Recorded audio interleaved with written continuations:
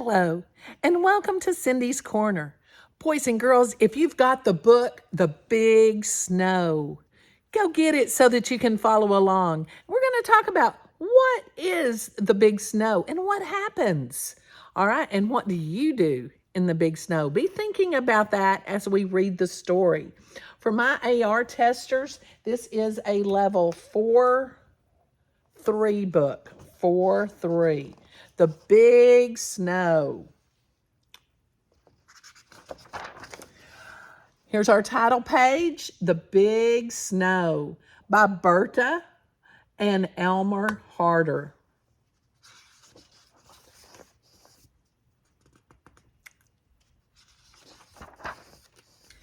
The Big Snow. Honk, honk, honk. The wild geese were flying south. The big harvest moon had come and gone. Red and gold were the leaves of the maples and oaks, and the wind that blew down from the north was cold. Mrs. Cottontail and the littlest rabbit sat on the warm brown earth of the vegetable garden. From far below, at the foot of the hill, the broad waters of the river ebbed slowly to the ocean. They stared into the sky at the flock of wild geese.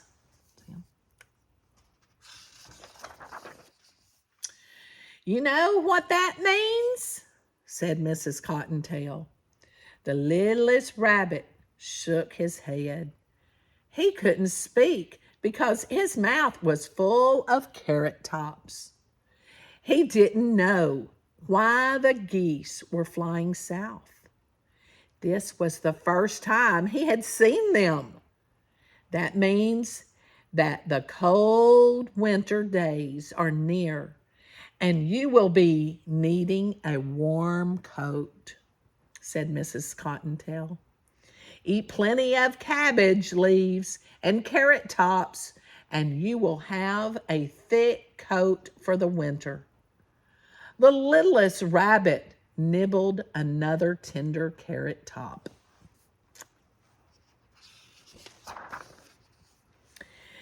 The fat little groundhog who lived in a den just outside the garden fence looked up at the geese as the geese flew overhead.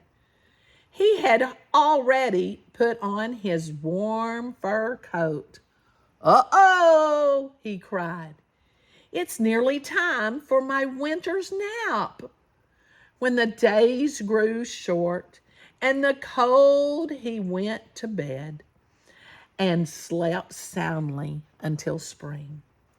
This saved him the trouble of storing food for the winter. Mrs. Chipmunk, with her pouches full of seeds, stopped for a moment beside the little stone house on the hillside. She had worked hard all summer and had stored plenty of seeds and nuts for the winter in her home deep beneath the rock pile. Brr, she said, it's getting cold. It's time for me to retire. That means go back into the hole. A blue jay perched on the topmost bough of the sycamore looked at the geese flying in the sky, high above the river. Well, well, it's later than I thought. He flew to the big pine tree where the cardinals were resting. Aren't you going south? He asked. No, indeed, replied the cardinals. We can find plenty to eat here. We like winter. sparrows chirped happily on the hillside. They paid no attention to the geese in the sky, for they did not mind the cold weather. They knew that the meadow grasses were heavy with seed, and so were the birches and the ash trees. A bluebird sat on the roof of his house, built of cedar. He looked at a fat robin on the lawn below. "It's high time to go south," he called. "Not for me," said the robin. He tugged and pulled a fine, fat worm out of the ground. "I'm staying here for winter." High on the hill, a brown wood rat stopped to look at the geese. "Hey, hey," he squawked. "There they go." He knew cold weather was coming, and he had carried his seeds and nuts to his nest under a big rock. The ring-necked pheasants roaming through the woodland only stared at him. They never thought of leaving their home for the south. There was plenty of food for them on the hill, and they didn't mind the cold.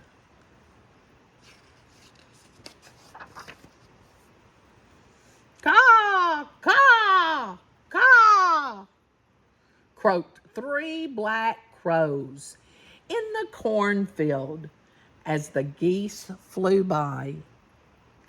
They knew where to find food during the long winter months, and they never went south.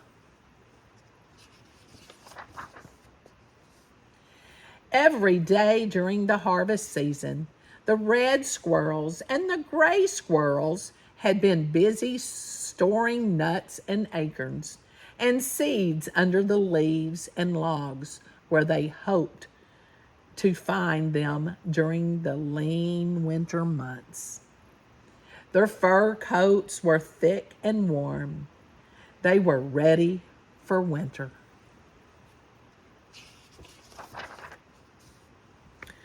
The pretty white-footed wood mouse flicked his long tail as he looked at the geese flying high in the sky. He knew that winter was coming, but he had worked hard and had a good supply of seeds stored away in his underground nest. He wouldn't be hungry in months to come. The short-tailed meadow mouse didn't bother to look at the geese. Winter held no terrors for him. The tunnels made by the moles led to sweet plant roots and to the tulip bulbs in the garden. He would have plenty to eat. Shy, white-tailed deer browsed in the woods that covered the ridge at the top of the hill. Their coats were already thick and warm. Some of the deer saw the flying geese, but they never thought of leaving their woodland home where there was food for all, growing so plentiful. And there were hill dwellers who came out to hunt for food at night. The skunk family who lived under the wood pile didn't care which way the geese were flying. They were happy and content on the hillside. There was plenty of food to be found if one only followed one's nose. and they could sleep through the coldest winter months in their bed of leaves and soft grasses. The raccoons followed their paths through the woods. They, too, knew that winter was coming. When the deep snow covered the land, they would climb into their soft bed in the hollow trunk of the old willow to sleep until the cold days passed. The days grew shorter and shorter. Then the first snow blew down from the north. When the round winter moon bathed the hillside in silvery light, the mice and the rabbits came out to dance and frolic. The skunks, the raccoons, and the deer left well-marked trails in the early winter snow. Then, the night after Christmas, there was a rainbow around the moon. The wise owl knew what that meant. A rainbow around the moon meant more snow, much more. Hoo! The sad, thrilling call of the screech owl was heard up and down and across the hillside. The owls were right. Soft gray clouds quickly filled the sky and blotted out the moon. A beautiful snowflake fell through the air. Then 2 flakes floated softly to earth, followed by 3 and then 4. The snowflakes fell faster and faster and faster. Millions of snowflakes fell from the sky. It snowed all that night and all the next day. Thick snow covered the branches and all the trees. A blanket of snow covered the meadows, the hills, and the valleys. The snow was heavy on the roofs of the houses and barns. The snow stopped falling on the evening of the second day. Once again, the big silvery moon rose high in the sky. The owls ringed noiselessly from the sycamore to the pine woods. Nothing else stirred in the silent, snow-covered land. Then the skunk family dug their way up from their den, burrowed so deep under the snow. They sniffed and sniffed, but all their sharp noses smelled was snow. So they crawled back to sleep again in their soft den. The raccoons scraped the snow away from the entrance to their home in the willow. They stared in the wonder at the snow. Then they hurried back to sleep until spring in their soft, warm bed. At dawn, the jays shook their feathers and left the shelter of the big spruce. The sparrows, the chickadees, the cardinals, and the lonely robin scampered out from the shelters and flew from tree to tree, trying to find a place to perch on the heavy snow-laden branches. They looked in the vein and the seed grasses in the meadow. Ice and snow covered everything, even the seeds of the birches and the ash trees. The jays and the crows took wing to hunt for food. The jays flew north in great circles, and the crows flapped slowly south. The deer huddled together in the deep woods. Drifts of snow covered the bushes and grasses that furnished them with food. The deer were hungry. Mrs. Cottontail and the little rabbits were hungry too. They came out from their nest underground to hunt for food. Snow, snow, nothing but snow. And the birds and the animals of the hill were very hungry. Then the sun rose above the hills, clear and bright. The sharp eyes of the jay saw a little old man in a bright red cap come out of the stone house. He slowly shoveled a path through the deep snow. He was followed by a little old lady, dressed all in green. She scattered seeds and nuts and breadcrumbs to right and to the left.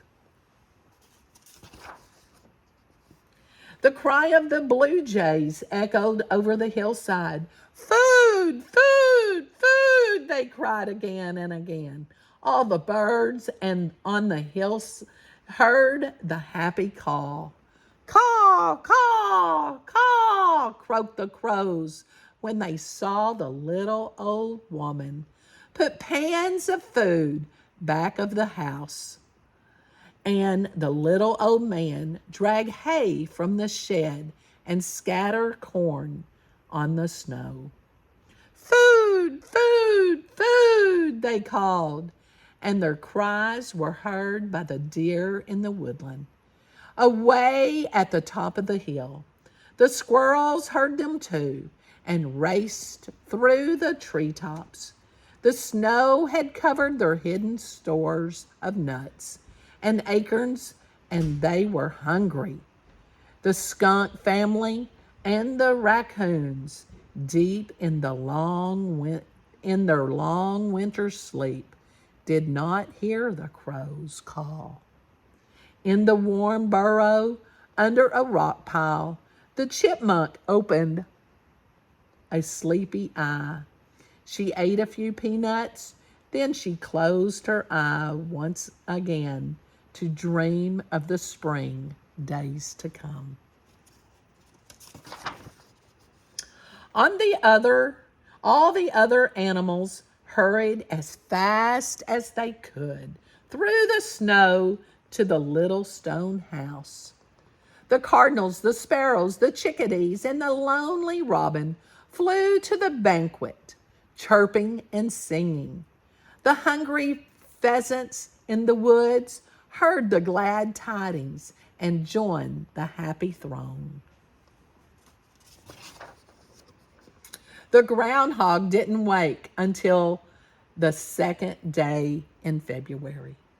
He pushed up through the snow and looked about. The sun was shining brightly, and there on the snow, the groundhog saw his own shadow. Uh-oh, I know what that means, he said. There will be 6 more weeks of winter, and he hurried back into his den until spring. The groundhog was right. It was a long, cold winter for the birds and animals on the hill, but the little old man and the little old woman put out food for them until the warm spring came. And that was the end of the big snow. Now, animals are out there, and if you have a big snow, what do you do to help the animals? Tell us in Cindy's Corner. Do you feed like the man and woman? I do. Give them some corn or some snacks, some seed. Share with the birds. I hope you enjoyed Cindy's Corner. Make sure you've hit that like button, subscribe, and share me with your friends. And most importantly, give me some comments of what you do when there's a big snow for our animals. Do you hear the geese flying south? Tell us in your comments. I hope you have a great day. I look forward to our comments. Don't forget, give somebody a hug and tell them you love them.